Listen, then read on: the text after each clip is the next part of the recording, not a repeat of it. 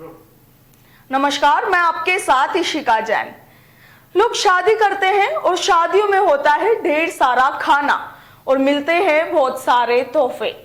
बचपन में जब भी हम किसी शादी में जाते थे तो वहां एक तरफ बहुत सारा नया सामान रखा हुआ होता था, जिसमें होती थी टीवी, फ्रिज, गाड़ी, बर्तन और भी बहुत सी तरह की चीजें।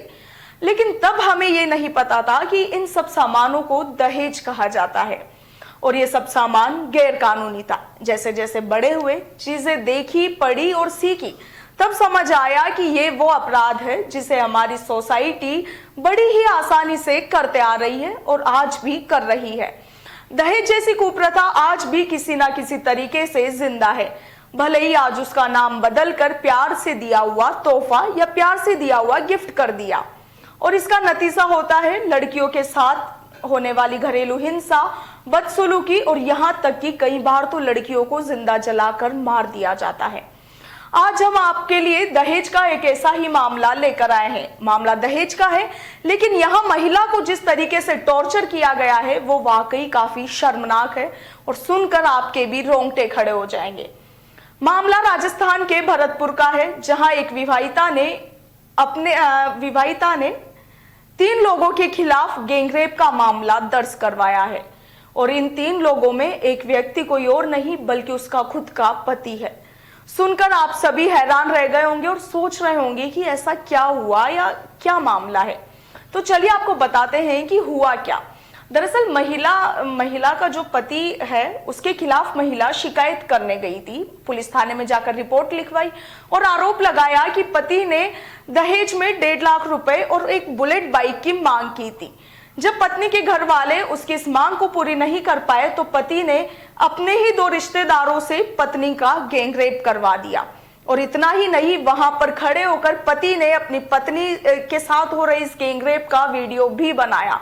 अब आप अंदाजा लगा सकते हैं कि ये कितनी शर्मनाक बात है और कितनी मानवता को शर्मसार करने वाली बात है कि एक पति ने अपनी ही पत्नी का अपने ही रिश्तेदारों के साथ गैंगरेप करवा दिया और वहां पर खड़े होकर उसका वीडियो भी बनाया और साथ ही पति ने इस वीडियो को सोशल मीडिया पर वायरल करने की धमकी भी दे डाली। दरअसल ये मामला कामा थाने का है, जहां एक लड़की की शादी मई 2019 में हरियाणा के पुन्हाना के एक व्यक्ति के साथ हुई थी। लेकिन शादी के बाद से ही ससुराल वाले दहेज के लिए महिला को अलग अलग तरीके से प्रताड़ित कर रहे थे।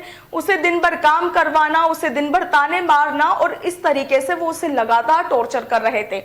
इस वजह से पीड़िता अपने मायके भी चली गई थी, मगर उसका पति उसे बहला फुसलाकर एक बार फिर से अपने घर यानी कि उसे वापस से ससुराल ले आता है, जहां पति महिला को बहला फुसलाकर अपने 2 रिश्तेदारों के पास ले जाता है और फिर अपने 2 रिश्तेदारों से अपनी पत्नी का अपनी ही आंखों के सामने गैंगरेप करवाता है और इसका वीडियो अपने मोबाइल में शूट करता है।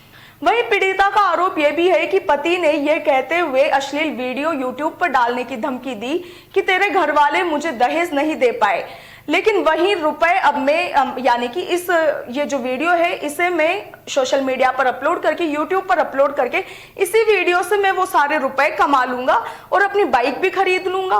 पीड़िता ने बताया कि दहेज के लिए उसके ससुराल वालों ने उसे काफी समय से प्रताड़ित किया। आज हम बात करें दहेज के बारे में तो आज आम जनता से लेकर टीवी सेलेब्स तक दहेज प्रताड़ना के आरोपों से घिरे हुए हैं। और आपको ये भी बता दें कि भारत में दहेज लेना और दहेज देना, उसकी डिमांड करना, फिर चाहे वो डायरेक्ट तरीके से हो या फिर इनडायरेक्ट तरीके से, किसी भी तरीके से दहेज का लेन देन करना भारतीय संविधान में कानूनी अपराध है, जो कि आईपीसी सेक्शन की धारा 498 के तहत इसे एक कानूनी अपराध की श्रेणी में रखा गया है। और आपको यह भी बता दें कि दहेज एक वो कुप्रथा है जो आज भी किसी ना किसी रूप में जिंदा है। आज भी लोग दहेज की डिमांड करते हैं और लोग खुद आगे बढ़कर भी दहेज देते हैं और उसका नतीजा ये होता है कि जो गरीब घर की बेटियां होती है, जिनके माता पिता उनके शादी में दहेज नहीं दे पाते, उन्हें घरेलू हिंसा का शिकार होना पड़ता है और दहेज की वजह से आज कितनी ही औरतों की जान चली गई है और आगे भी कुछ ऐसा ही होने का माहौल बना हुआ है।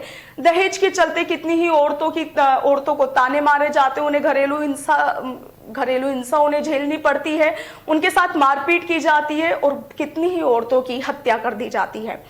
तो दहेज वाकई काफी शर्मनाक एक कुप्रथा है। और इस मामले में, भरतपुर के इस मामले में पति ने जो अपनी पत्नी के साथ किया वो तो वाकई सर को झुकाने वाला काम है। अभी के लिए इतना ही। नमस्कार।